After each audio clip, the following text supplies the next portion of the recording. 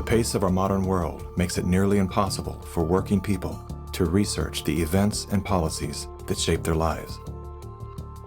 When seeking answers to life's most pressing questions, where do we go first? Google. Enter the subject, hit go, and there it is. Only what they want us to see.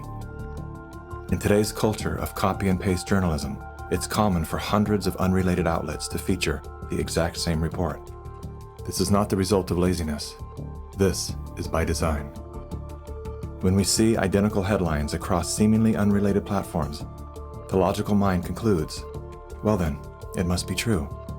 The illusion that numerous news sources have arrived at the same conclusion gives us confidence to share the chosen narrative. And just like that, we become the unwitting pushers of propaganda. Search engines are the holy grail for those seeking to control the narrative.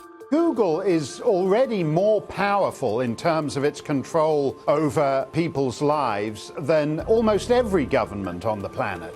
As the most influential search engine in the world, through its ubiquitous reach, Google has more power to influence U.S. elections than any foreign nation. You testified before this committee. You said in subsequent elections, Google and Facebook and Twitter and big text manipulation could manipulate as many as 15 million votes in a subsequent election? And the methods that they're using are invisible, they're subliminal, they're more powerful than most any effects I've ever seen in the behavioral sciences, and I've been in the behavioral sciences for almost 40 years. The blacklists is something that Google said didn't exist, and they testified that under oath. And nothing but the truth, so help you God. I do. Now, me as an engineer, I just did a search on Google's internal search engine, and guess what I found? It had blacklisted search terms like cancer cures. Why is Google deciding what people can and cannot search for? What was once an efficient tool for navigating the world of information is now a network for global surveillance, data collection, and social engineering. The outlet that is in the public media right now has planted evidence, and they have re-ranked pages. So if you look today at face mask wearing, and if you look today at social distancing studies, you will see the studies that used to be number 1, number 2, number 3 on the pages of PageRank search don't exist anymore. And what is there are studies that wind up having headlines that support the common narrative. They're planting evidence to back into the narrative of the story that they're looking for. Because it turns out that after every single effort to disrupt the electoral process has failed, you suddenly have nature's gift. COVID-19. You're going to be hearing more about advanced guidelines. Because if you can keep people from assembling, guess what they're not talking about? They're not talking about the issues of the campaign. If you can keep people in their homes, the only source of information that you can have is what you curate for them. Now I know how to target my electorate. They're in the only place I allow them to be, being fed the only message I'm allowing them to hear, through a media that I control.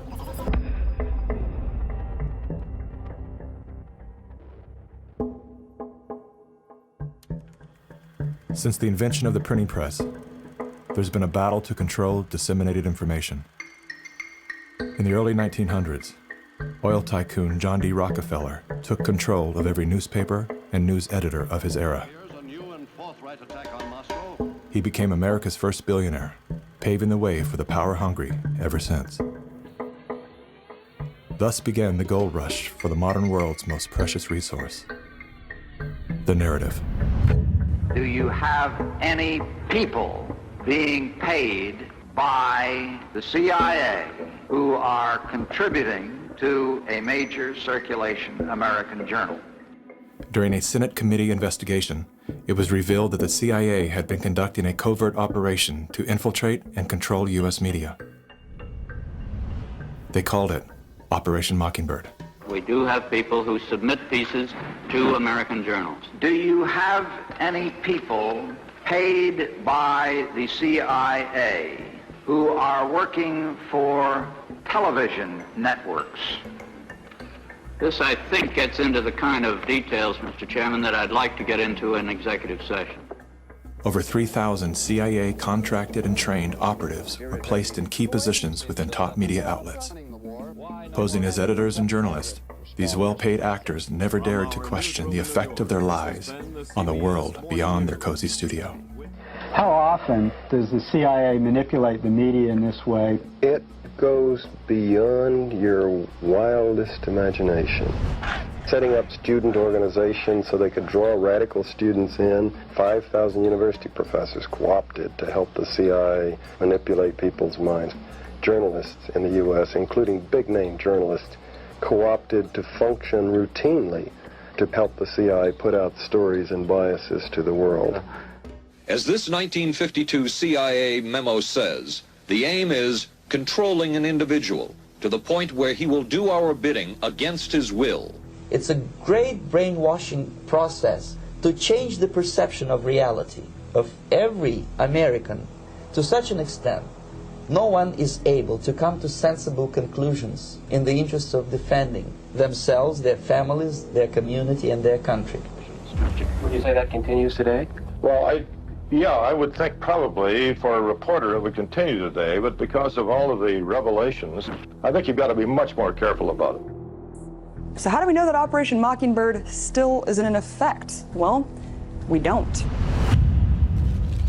It was the Telecommunications Act of 1996 that opened the door for predatory corporations to monopolize the industries of print and broadcast.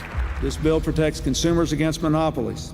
It guarantees the diversity of voices. Today, a handful of corporate empires own and control the vast majority of everything you read, hear, and watch. From the biggest movie studios, television and radio networks, newspapers and magazines, to the vast universe of internet news and entertainment sites.